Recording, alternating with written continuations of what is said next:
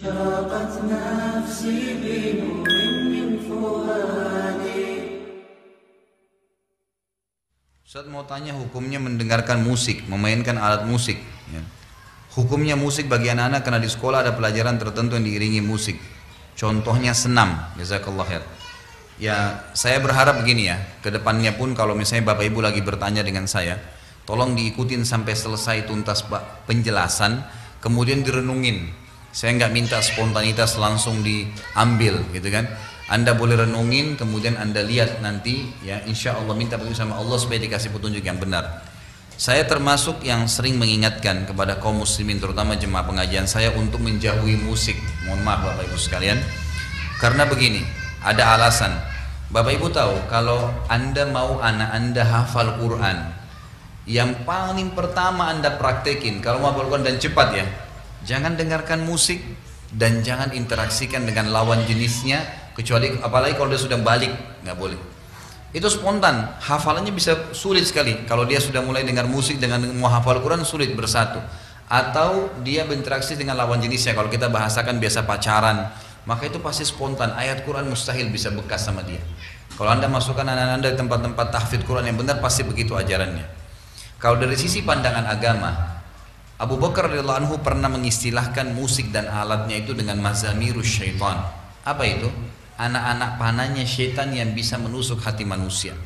Abdullah bin Mas'ud radhiyallahu anhu sahabat Nabi berkata, pada saat menjelaskan ayat Al-Quran yang berbunyi a'udzubillahi minasyaitonirrajim wa minan nasi may yashri lahwal hadits yudilla an sabilillah, ada sebagian orang yang mempermainkan kata-kata untuk menyesatkan manusia dari jalan Allah. Kata Abdullah bin Mas'ud sahabat Nabi ini, demi Allah itu adalah musik, demi Allah itu adalah musik. Beliau mengatakan ini. Jadi cukup banyak statement para ulama berhubungan dengan masalah musik ini. Umumnya mereka lebih cenderung semua mengatakan lebih baik dijauhi, lebih baik dijauhi, karena dia sulit bertemu dengan Al-Quran. Dua hal yang kontroversial, nggak bisa, sulit ketemu. Al-Quran atau musik, susah. Kalau orang sudah biasa dengar musik, mustahil dia biasa mendengarkan Al-Quran. Itu agak sulit untuk menyatukannya gitu kan. Maka saya selalu sarankan untuk dijauhi, Allahu a'lam. Saya contoh Bapak Ibu sekalian, saya coba praktekin di anak-anak saya ya. Saya bilang sama istri saya, coba kita mulai anak-anak ini dengarkan Al-Quran. Kalau kita dulu punya pelanggaran-pelanggaran agama, kita pribadi, kita dulu biasa pernah hafal-hafal lagu, coba jangan dipraktekin ke anak-anak. Coba dialihkan, biarkan dia sudah mengenal Al-Quran sebagaimana kita kenal di umur 20 tahun, 25 tahun, 30 tahun, 40 tahun.